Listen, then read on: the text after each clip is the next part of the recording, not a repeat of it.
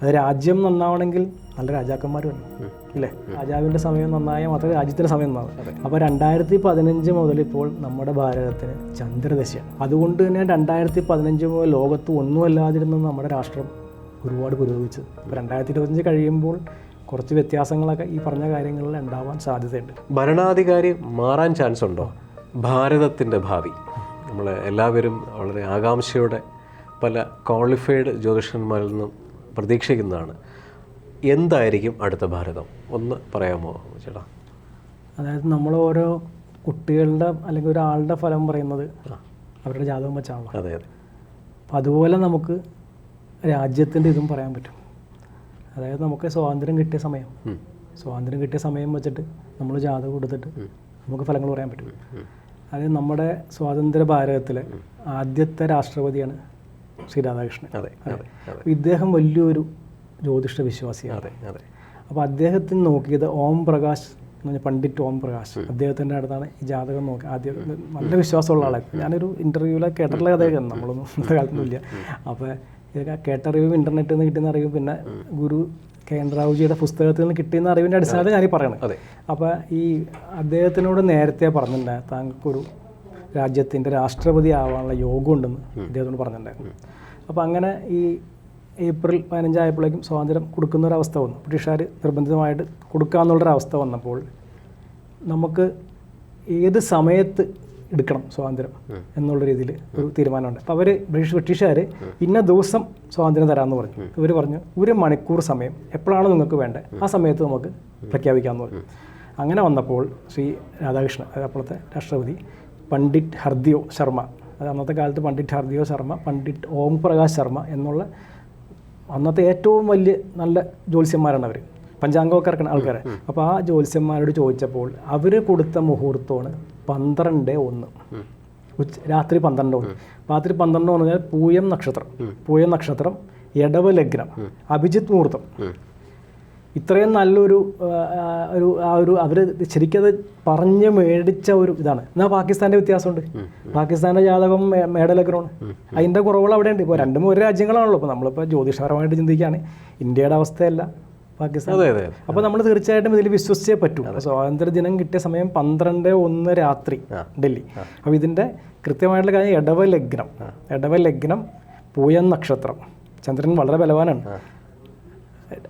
അപ്പോൾ അങ്ങനെ നിൽക്കുമ്പോൾ എന്താണെന്ന് വെച്ചാൽ അഭിജിത്ത് മുഹൂർത്തവും കൂടി, എല്ലാവിധ അഭിജിത്ത് മുഹൂർത്തം എന്ന് പറഞ്ഞാൽ ഭഗവാൻ എത്ര വിധമുള്ള ദോഷങ്ങളുണ്ട്, ലക്ഷം ദോഷങ്ങളെ ഭഗവാൻ മഹാവിഷ്ണു ശ്രീചക്രം കൊണ്ട് തടുക്കുന്നവരാണ്. അഭിജിത്ത് മുഹൂർത്തത്തിൻ്റെ പ്രത്യേകത അതായത് ഒരു മുഹൂർത്തം ഇല്ലെങ്കിലും അഭിജിത്ത് മുഹൂർത്തം കുറിക്കാൻ വേണ്ടി ഭഗവാൻ കൊടുത്തേണ്ടതാണ്. കാരണം ആ സമയത്ത് യാതൊരുവിധ ഗ്രഹദോഷ, നക്ഷത്രപീഠ, ഒരുവിധ പീഡകളും ആ സമയത്ത് നമ്മൾ ചെയ്യുന്ന കർമ്മങ്ങൾക്ക് ഉണ്ടാവില്ല എന്ന് പറഞ്ഞു. അതായത് എന്ത് ദോഷം ഉണ്ടെങ്കിലും ഭഗവാൻ ശ്രീചക്രം കൊണ്ട് അതിനെല്ലാം ഹനിക്കുന്ന പറയണം. അപ്പോൾ അങ്ങനത്തെ ഒരു മുഹൂർത്തം കൊടുത്തത് ഈ 2 പേരാണ്, ഈ ഹർദിയോ സിംഗ് പണ്ഡിറ്റ് പിന്നെ ഓം പ്രകാശ്. ഇവർ 2 പേരാണ് ഈ മുഹൂർത്തം ഭാരതത്തിന് കൊടുത്തത്. അപ്പോൾ ആ ഒരു കണക്ക് വെച്ചിട്ടാണ് നമ്മൾ ഇപ്പോഴത്തെ ഒരു അവസ്ഥ. നമ്മൾ അവിടെ നിന്ന് ഗ്രഹങ്ങൾ ഇത് നമ്മൾ ദശകളുടെ എടുത്തിട്ടാണല്ലോ പറയണത്. ആദ്യം ജാതകത്തിലെ പ്രോമിസ് നോക്കും. നമ്മൾ സാധാരണ ഒരാളുടെ ജാതകം ചിന്തിക്കാൻ ആദ്യം അയാളുടെ ജാതകത്തിലെ പ്രോമിസ് നോക്കും, പിന്നീട് അയാളുടെ ഇപ്പോഴത്തെ ദശാകാലങ്ങൾ നോക്കും. അപ്പോൾ അത് നമുക്ക് അതേ ലോജിക്ക് നമുക്ക് ഇവിടെയും കൊടുക്കാം. അങ്ങനെ കൊടുത്താൽ ഇപ്പോൾ 2015 മുതൽ ഈ ഭാരതത്തിൻ്റെ ഇപ്പോഴത്തെ കാലഘട്ടം എന്ന് പറഞ്ഞാൽ ചന്ദ്രദശയാണ്. ഈ ചന്ദ്രദശ എന്ന് പറഞ്ഞാൽ അതിവിശിഷ്ടമായ ദശയാണ്. അത് രാജ്യം നന്നാവണമെങ്കിൽ നല്ല രാജാക്കന്മാർ വേണം, ഇല്ലേ? രാജാക്കന്മാരുടെ സമയം നന്നാവണം, എന്നാൽ മാത്രമേ രാജാവിൻ്റെ സമയം നന്നായാൽ മാത്രമേ രാജ്യത്തിൻ്റെ സമയം നന്നാവും. അപ്പോൾ 2015 മുതൽ ഇപ്പോൾ നമ്മുടെ ഭാരതത്തിന് ചന്ദ്രദശയാണ്. ഈ ചന്ദ്രദശ ഇടവെന്ന് പറയുമ്പോൾ 3-ാം ഭാവത്തിൻ്റെ അധിപൻ, സ്വക്ഷേത്ര രാശി. അവിടെ എല്ലാ ഗ്രഹങ്ങളും ഉണ്ട്. അതായത് 9-ഉം 10-ഉം ഭാവാധിപത്യമുള്ള ശനിയുണ്ട്, അതുകൂടാതെ സൂര്യനുണ്ട്, അതുകൂടാതെ ബുധനുണ്ട്. 3-4-5 ഗ്രഹങ്ങൾ അവിടെ നിൽപ്പുണ്ട്. അപ്പോൾ ചന്ദ്രൻ വളരെ ബലവാനാണ്. ഈ ഗ്രഹനിലയിലെ ചന്ദ്രൻ വളരെ ബലവാനാണ്. അതുകൊണ്ട് തന്നെ 2015 മുതൽ ലോകത്ത് ഒന്നുമല്ലാതിരുന്ന നമ്മുടെ രാഷ്ട്രം ഒരുപാട് പുരോഗമിച്ചത്. കാരണം പണ്ടെന്ന് പറഞ്ഞാൽ ആർക്കും വേണ്ട, എവിടെ എന്നും ദാരിദ്ര്യമാണ്. പ്രത്യേക ഒരു അവസ്ഥയിൽ അവിടെ നിന്നൊക്കെ മാറി പിന്നെ ഡിജിറ്റലൈസേഷൻ വന്നു, പല പല ഗുണങ്ങൾ വന്ന രാജ്യം എന്തോ ആയിക്കോട്ടെ, ഇത്രയും പുരോഗതിയിൽ വരാനുണ്ടായ കാലഘട്ടം ഈ ചന്ദ്രദശയാണ്. ഇതിൻ്റെ ഏറ്റവും പ്രധാനപ്പെട്ട കാര്യം എന്ന് പറഞ്ഞാൽ ഇതിപ്പോൾ അടുത്ത വർഷം തീരും. 2025 ഈ ചന്ദ്രദശ തീരും. പിന്നീട് അവിടെ നിന്നുള്ള കാര്യങ്ങൾ അത്ര സുഗമമല്ല, ഒന്നാമത്തെ കാര്യം. രണ്ടാമത്തെ കാര്യം, പിന്നെ ചന്ദ്രൻ കഴിഞ്ഞാൽ പിന്നെ നമ്മളിപ്പോൾ വിശ്വത്തിദേശയാണ് ചിന്തിക്കുന്നത്. പൊതുവായിട്ട് ചിന്തിക്കുമ്പോൾ വിംശോത്തി ദശയാണല്ലോ ചിന്തിക്കാറ്. അതെ. പിന്നെ തുടങ്ങാൻ പോകുന്ന ദശ എന്ന് പറഞ്ഞാൽ ചൊവ്വ ദശയാണ്.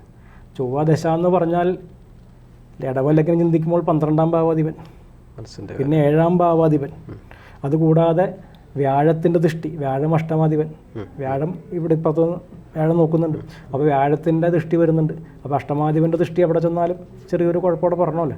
അപ്പോൾ ഈ ചന്ദ്രൻ്റെ അത്രയും ഗുണം ചൊവ്വദശയിൽ നമ്മൾ പ്രതീക്ഷിക്കേണ്ട ഒരു കാര്യം. 2025 കഴിയുമ്പോൾ കുറച്ച് വ്യത്യാസങ്ങളൊക്കെ ഈ പറഞ്ഞ കാര്യങ്ങളിൽ ഉണ്ടാവാൻ സാധ്യതയുണ്ട്. പിന്നെ രണ്ടാമത്തെ കാര്യം എന്ന് പറഞ്ഞാൽ ഇപ്പം നമ്മുടെ ഇപ്പോഴത്തെ രാജാവ് എന്ന് പറയുന്നത് പ്രൈം മിനിസ്റ്ററാണല്ലോ, അദ്ദേഹമാണല്ലോ. അപ്പോൾ മോഡിജിയുടെ ജാതകത്തിലേക്ക് കടന്നാൽ അദ്ദേഹത്തിനും വലിയൊരു മാറ്റം വരുന്നുണ്ട്. അദ്ദേഹത്തിൻ്റെ ഒരു ദശ 2026 സെപ്റ്റംബർ അദ്ദേഹത്തിൻ്റെ പിറന്നാളിന് തീരും.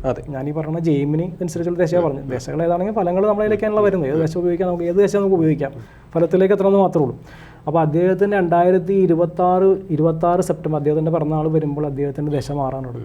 അവിടെ നിന്നുള്ള 2 വർഷക്കാലം അദ്ദേഹത്തിന് വേറൊരു ദശയാണ്, സജിറ്റാരിയസ് ദശ എന്ന ദശയിലേക്ക് കിടക്കാം. ഈ ദശ അദ്ദേഹത്തിന് ഇത്തിരി അത്ര നല്ലൊരു കാലഘട്ടമല്ല. ചിലപ്പോൾ എന്തെങ്കിലും ആരോഗ്യ പ്രശ്നങ്ങൾ, അല്ലെങ്കിൽ അദ്ദേഹം അത് വേണ്ടെന്ന് വയ്ക്കാം. അപ്പോൾ അത് ഈ 2026 മുതൽ 28 വരെ ഒരു കാലം, 2 വർഷക്കാലമുണ്ട്. അപ്പോൾ ആ സമയത്ത് ഇപ്പോൾ ഭാരതത്തിൻ്റെ സമയം മാറുന്നു, രാജാവിൻ്റെ സമയം മാറുന്നു. അപ്പം അതൊന്നും അത്ര നല്ലൊരു ഇതിലേക്കല്ല കാര്യങ്ങൾ പോകുന്നത്. ഇതെല്ലാം നമ്മൾ കൂട്ടി വായിക്കുമ്പോൾ അത്ര തൃപ്തികരമല്ലാത്തൊരു അവസ്ഥയിലേക്ക് കാര്യങ്ങൾ മാറാം. ഓക്കെ. ഈ പറയുന്ന മോദിജിയുടെ ജാതക വിശകലനം നോക്കുന്ന സമയത്ത് ഞാൻ നിരവധി ആൾക്കാരോട് സംസാരിച്ചിട്ടുണ്ടായിരുന്നു. ഇപ്പോൾ 2026 ഈ സെപ്റ്റംബർ മാസ കാലഘട്ടം കഴിയുമ്പോൾ അദ്ദേഹത്തിന് മാറുന്ന ദശാകാലഘട്ടങ്ങളിൽ ചിലപ്പോൾ ഒരുപക്ഷെ അദ്ദേഹം മാറി നിന്നേക്കാം, അങ്ങനെ പലതും പറയുന്നുണ്ട്. പക്ഷേ ഈ ഇന്ത്യയുടെ ഭാവി, ഈ ചന്ദ്രദശ മാറി ചൊവ്വാദശ വരുന്ന സമയത്ത് നേരത്തെ നമുക്ക് മനസ്സിലാക്കാൻ കഴിയും എന്നുള്ള സാഹചര്യത്തിൽ നമുക്ക് ഒരുപാട് പ്രിക്കോഷൻസ് എടുത്തൂടെ? തീർച്ചയായിട്ടും ഒരുപാട് പരിഹാരങ്ങൾ നമുക്ക് എന്താ പറയുക, നമ്മുടെ ഇന്ത്യയെ അല്ല നമ്മുടെ ഭാരതത്തിനെ കാത്തുകൊള്ളുന്നതിന് വേണ്ടി ഒരുപാട് കാര്യങ്ങൾ നമുക്ക് എടുക്കാൻ കഴിയില്ലേ? അങ്ങനെ എന്തെങ്കിലും ഒരു മെയിൻ പരിഹാരങ്ങൾ പറയാൻ സാധിക്കുമോ? അയ്യോ, അതൊന്നും പറയാൻ നമ്മളൊന്നുമല്ല. ശരി, മോചേട്ടൻ ഇത്രയും പറഞ്ഞല്ലോ. അതായത് ഇന്ത്യയുടെ ഭാരതത്തിൻ്റെ ഇപ്പോഴത്തെ ഒരു ദശാകാലം വെച്ചിട്ട് നമുക്കറിയാം ഏത് ലെവൽ വരെ പോകുന്നറിയാം. ഭരണാധികാരി മാറാൻ ചാൻസ് ഉണ്ടോ? അപ്പം ഇങ്ങനെ വരുമ്പോൾ ഇപ്പോൾ ഇദ്ദേഹത്തിൻ്റെ സമയം 2026 മുതൽ 28 വരെ സമയം അത്ര നല്ലതല്ല, തൃപ്തികരമല്ല. അതായത് ചെറിയൊരു ആരോഗ്യ പ്രശ്നങ്ങളൊക്കെ ഉണ്ടാവാൻ സാധ്യതയുള്ള കാലഘട്ടമാണ്. അതുപോലെ തൊഴിലിൽ കുറച്ച് ദോഷം വരുന്നുണ്ട്. അപ്പം അങ്ങനെയൊക്കെ വരുമ്പോൾ ഒരുപക്ഷെ അദ്ദേഹം വേണ്ടെന്ന് വെച്ചിട്ട് മാറാം, വേറെ ആരെങ്കിലും വരാം. അങ്ങനെയൊക്കെ വരാൻ സാധ്യതയുള്ളൊരു കാലഘട്ടമുണ്ട് 2026 മുതൽ 28 അദ്ദേഹത്തിൻ്റെ പിറന്നാൾ വരെയുള്ള കാലഘട്ടം. അപ്പോൾ ഇതൊക്കെ കൂട്ടി യോജിക്കുമ്പോൾ ഈ പറഞ്ഞ ചൊവ്വാദശ എന്ന് പറഞ്ഞാൽ അത്ര നല്ലതല്ല. ചൊവ്വ 12ാം ഭാവാധിപൻ, 7ാം ഭാവാധി എന്നൊക്കെ പറയുമ്പോൾ എന്തെങ്കിലും അയൽ രാജ്യങ്ങളിൽ നിന്നുള്ള ഭീഷണികളൊക്കെ, 12ാം ഭാവമൊക്കെ നമ്മളെല്ലാം ചിന്തിക്കുന്നത് ഫോറിൻ അഫയേഴ്സ് ഒക്കെ ആണല്ലോ. അപ്പം അങ്ങനെയൊക്കെ വരുമ്പോൾ ഇങ്ങനെയുള്ള ചില പ്രശ്നങ്ങളിലേക്കൊക്കെ പോകാനുള്ള സാധ്യതകളൊക്കെ നമുക്ക് തള്ളിക്കളയാൻ പറ്റില്ല. ഇത്രത്തോളം സ്മൂത്ത് ആയിരിക്കില്ല എന്നുള്ളത് ഉറപ്പാണ്. 15 മുതൽ 25 വരെ നമ്മളെ ചോദിക്കാൻ ആരുമില്ല. നമ്മളാണ് ലീഡർ, നമ്മൾ പറയുന്നതാണ് കാര്യം, നമ്മുടെ രാജാവ് പറയുന്നതാണ് കാര്യം. എല്ലായിടത്തും അതുപോലെ പേരും പെരുമയും കാര്യങ്ങളൊക്കെ ഉണ്ട്, ഒരുപാട് ഗുണങ്ങൾ ഉണ്ടായിട്ടുണ്ട്. അത്രത്തോളം ഗുണങ്ങൾ നമുക്ക് പ്രതീക്ഷിക്കാൻ വകയില്ല. കഴിഞ്ഞ കുറച്ച് വർഷങ്ങളായിട്ട് ഇന്ത്യയുടെ പേരും പെരുമയും പല ഭാഗങ്ങളിലെത്തുകയും നമുക്ക് ഒരു ബഹുമാനപൂർവ്വം മറ്റു രാജ്യങ്ങളിൽ പോയി കഴിഞ്ഞാൽ ഒരു സ്ഥാനമാനം ലഭിക്കുകയും അങ്ങനെ മുന്നോട്ട് കൊണ്ടുപോയ നമ്മുടെ റെസ്പെക്റ്റഡ് മോദിജി പൂർണ്ണ ആരോഗ്യവാനായിരിക്കട്ടെ, നന്നായിട്ട് അദ്ദേഹത്തിന് അതെ നമ്മളെ അദ്ദേഹത്തിൻ്റെ കഴിവും അദ്ദേഹത്തിൻ്റെ ഇംപ്ലിമെൻറ്റേഷനും വളരെ നന്നായിട്ട് പോട്ടെ. ഏത് ദശാകാലമാണെങ്കിലും പുള്ളിയെ ഒന്നും ബാധിക്കാതിരിക്കട്ടെ.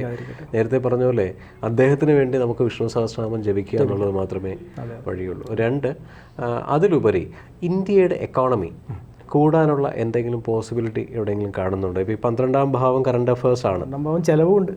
അങ്ങനെ വരുമ്പോൾ നമ്മൾ എക്കണോമിക് ബൂസ്റ്റ് ഉണ്ടാവും എന്ന് പറയാൻ നിവൃത്തിയില്ല.